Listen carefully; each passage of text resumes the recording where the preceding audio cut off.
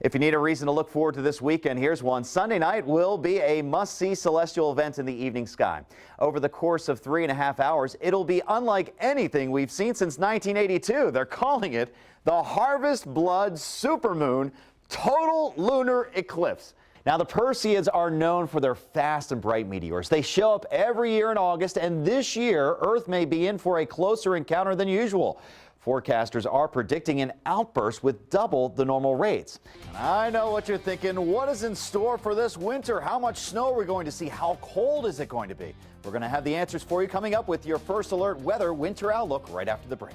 Well, as we know, there is no one single factor responsible for the winter weather. Instead, it's a collection of many ingredients that come together to produce the temperatures and precipitation you'll see. Another key factor in determining the severity of the upcoming winter is the amount of snow cover in Siberia, one of the coldest places on Earth and considered the refrigerator of the northern hemisphere. And how can we forget the polar vortex, an area of low pressure in the upper atmosphere which sits over the poles. The winds of the vortex are strongest in the winter, locking the cold air up in Canada. But when these winds weaken, pieces of Arctic cold can surge south for prolonged periods of frigid winter weather. This heavy cold air can cause the jet stream to buckle, creating a more active storm track favorable for nor'easters and coastal storms to strike New England. This is what it looks like around 8 o'clock. There you can see the pinks. These are areas of sleet and freezing rain that extends all the way down and through the greater Concord area just outside Manchester. But it's not going to last long. It's a very small window where we'll likely see temperatures near freezing with this colder air in place along with an east-northeasterly wind. Notice as you get towards 9 o'clock, we're going to be seeing that snow developing, especially north of Laconia, up through the mountains. Still a little bit of an icy mix across the valleys. It starts to lift its way northward during the late morning, and then we just transition over to rain. There you can see it, snow and rain moving into New Hampshire and also through New England. Most of the snow right now has been falling through Vermont, western Massachusetts, portions of Connecticut, where it has been accumulating. That has not been the case across New Hampshire. Just enough warm air holding on. You can see the heavier the rainfall across southern New England. So far, lighter amounts across New Hampshire, and it's wet. And even where it is snowing, the surface stations are reporting mostly rain, though we could see a little bit of wet snowflakes mixing in. We have this one severe thunderstorm that has developed across Worcester County. It's starting to shift its way in towards Middlesex County. And as we time out that storm here, it's moving towards the northeast at about 26 miles an hour. And at about that speed, it's going to be affecting towns like Marlborough and Sudbury, Concord by about 5:55 to 6 o'clock. Waltham, you'll be into it about 6 o'clock. And this has the potential for some gusty winds as it roll through, as well as Arlington around 6:13. Very heavy rain down through Wrentham and also into Franklin, down towards Brockton. But then you get up through northeastern Massachusetts. We've had mostly just some showers. So we'll be tracking that storm as we go through the early evening. Now you get in through New Hampshire here, north of Manchester, heading into Oxoxet. You are seeing one downpour. It's wet across the seacoast right now through Hampton Beach and also into Portsmouth, a batch of some steadier rainfall rolling your way. Look at this huge ocean storm over 600 miles off the coastline, but we've been seeing waves propagating out from that low.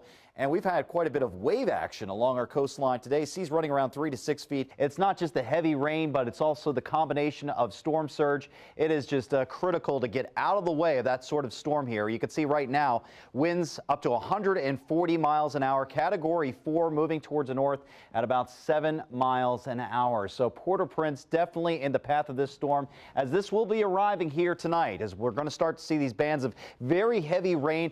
A lot of the forests here have been deforested, so they're very prone to mudslides in this part of the world here. So the combination of the surge with all of that water along with the rain and the wind, we're looking at winds that could get up to about 130 to maybe 140 miles an hour, where that eye wall goes right over the western portion of Haiti. Just really a humanitarian disaster likely occurring across Haiti this evening. Joe Joyce joins us now to tell us how low it's going to go. You saw that video. That was from a snow squall earlier on today, and we had a few that moved through here this evening as well. And we are seeing snow-covered roads. I mean, it is slippery. It is icy out there. Calling this storm a Category 1 hurricane or an extratropical low, it does not do the storm justice. This is really a superstorm that's affecting the East Coast here. And this is having an atmospheric pressure in the center of this very similar to that of the hurricane of 1938. So the strength of this storm, even though it's a Category 1 technically, has the strength of about a Category 3 hurricane, as this is going to be slamming into the coastline of New Jersey. Joe Joyce is live on Ocean Street, where we're very close to high tide, Joe. It's just unbelievable what's going on there. That water coming right over the seawall behind you. Yeah, I really wish I brought my wetsuit for work today. It is a wet one here. We're just seeing waves coming in here and rolling down into downtown Marshfield, in through the Brent Rock section. At times, the waves are lighter, but at times they are breaching the tops of houses. And along with it, it is coming with a lot of debris that continues to roll into the streets. We're seeing flooded parking lots, roads completely impassable. And this, unfortunately, is going to be rolling into basements, into foundations of local businesses. And this continues to pound the seawall. Behind me, you can see some of the debris that's left over from this whole blizzard. That was the blizzard. And these piles of debris continue to pile up here. So these waves continue to pile in. It's a very ugly scenario here in Marshfield. We're going to be seeing more property damage here. Look at this wave go by. This is a storm surge. This is something that we are going to have to become more familiar with.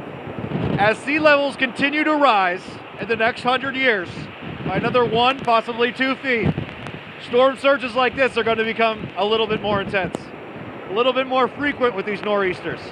That's the concern here in Marshfield. And I have these two products set up here, and you can see how this storm center bombing 200 miles just to the southeast of Nantucket. And as these bands have moved inland, they're coming in with winds getting reported up to 79 miles an hour at Norwood, and even possibly a peak gust well over 100 miles an hour on top of the Blue Hill Weather Observatory. Well, Todd, I don't know if you know this or not, but the mobile AccuWeather lab is a snow hound, and wherever it's snowing, it's going. So we find ourselves here at Crotched Mountain in New Hampshire, just outside Manchester. And you know, we have seen near record snowfall for the month of February here in New Hampshire. Many communities seeing over 40 inches of snow in just 1 month. And while it may be snowing once again here in New Hampshire on this mountain, well, for some other areas, this storm was just one big mess. Oh, sweetie, you gotta get this. I am extremely lucky to be alive. Miranda Phipps and her sisters Marissa and Montana were alone in their Munson home. I was scared. I didn't know what to think. The tornado barreled right at them. Just like all the color just got sucked up by blackness. They took cover in their basement as the house came apart. It felt like everything was screaming. The wood, the furniture, everything was screaming. I didn't know how much of the house was gone. It was all gone. And our neighbors came and found us, and they helped us out. This is the path the tornado took as it came up over the hill and began to permanently change the landscape, moving through Munson, uprooting massive trees, destroying homes, leaving a community reeling. Today, the first thing you notice in Munson is that path. A scar across the town, bare tree trunks sticking up like toothpicks. And there are plenty of buildings that are still boarded up. About 200 houses were damaged or destroyed a year ago. But you also see the new homes that have been built. This house is brand new. Lori Stacy is part of the town's recovery team. We as a community, I think, decided, you know, yeah, it's bad, but it's not going to knock us down. We're strong. She says Munson has come back about halfway in the first year, but she accuses some insurance companies with hurting instead of helping. There is not one resident in this town that asked for a tornado to come and destroy their home. But they're treated as though it's something that they've done wrong. It seems like in a lot of cases with many of the insurance companies, it's to make it harder. It's to make you jump through a few more hoops. Facing this daunting aftermath, hundreds of volunteers have made the difference in Munson. So we found out what homeowners needed, and we found out what skills the volunteers had, and we matched the homeowners with the help that was coming into the town. Wendy Deshay, who lives in Palmer, pitched in from day one. What has this experience meant to you? It's been a great experience for me, and I want to continue helping right up until the end, till everybody in Munson is back in their homes. Yes, the Phipps family, I've spoken to them in the story. They live right up the road. They've rebuilt. They're in their home. But for the town of Munson, it's still going to take another 2 to 3 years to finally get back to normal. Everywhere you go, you're hearing the pounding of hammers. You're hearing the buzzing of the chainsaws. And it is a very determined community. But it is all about the volunteers. They have come together and just recently planted 175 new trees. Joe, I'm not sure if it's changed since then over the past 2 or 3 hours. Well, that's the thing. There is a very changeable environment across New Hampshire right now, to say the least. Depending upon where you are across the seacoast, it is rainy, and it is raining along the border of Massachusetts. So it is a wet go with some heavy rain moving through. Meanwhile, you don't have to go very far, and you're dealing with a very snowy mixture across much of New Hampshire. Notice the little bit of a snow hole that is in place here across western New Hampshire, where the snow is not as heavy. Heavier bands of snowfall shifting their way in towards Manchester, Concord, Laconia, up through Carroll County, and it is this area that is likely going to be seeing heavier rates of snow developing as we go through the evening hours. A closer look, a wet mixture here through Nashua all the way to Derry to Fremont, and then just to the north and to the west it is snowing, and it is accumulating, and it is making for some very slippery travel out there this evening. We're seeing snow-covered roads. Temperatures are mostly below freezing. Look at Wakefield up through Conway, Laconia. It is a very slippery go heading through 16 and also even up through 93, where we've been seeing snow through much of the afternoon. What we are watching is an area of low pressure that is mostly south of New England now. It's starting to develop. This is the jet stream, and this is also the amount of lift that's currently in the atmosphere. What we're going to see is in the next few hours this lift running into that area of low pressure off the coast, and that is going to allow for some extreme instability that is going to cross right through New England. That's going to allow for the low to really start to deepen, intensify, and we are going to be seeing snowfall rates starting to get a little bit stronger in some banding of some snowfall that is going to be developing.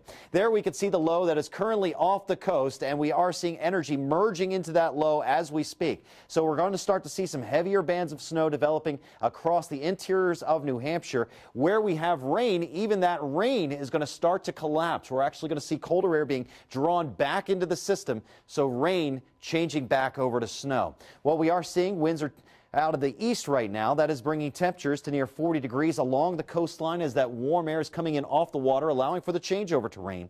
But as that storm center deepens, we're going to see winds shifting back over to the northwest, and that is going to allow for that changeover as we'll see the colder air collapsing back towards the coast. Across all of northern New England, temperatures are plenty cold enough to support snow through the entire time here. We are seeing visibility down to about 3/4 of a mile from Keene, Jaffrey, Lebanon, about 1.25 miles towards Concord in the steadier snow. As we go hour by hour, notice the timestamp, 6 o'clock, wet, and it's snowing across the interior. About 7 o'clock, still wet towards the coast, and there's the heavier bands of snow starting to develop, and then it's all collapsing towards the coast by 9 o'clock. We're starting to change back over to snow, and we're going to snow right through about 10 to midnight, and then after midnight, you're going to notice the intensity starting to wind down, and the snow is going to be pulling away.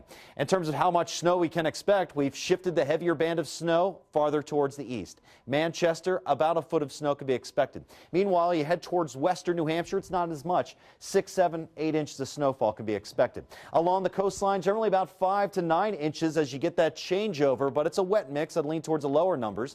And then you have about 12 inches from Plymouth, about 15 inches at Laconia, and then you're dealing with localized jackpots up to 16 to 18 inches across Carroll County.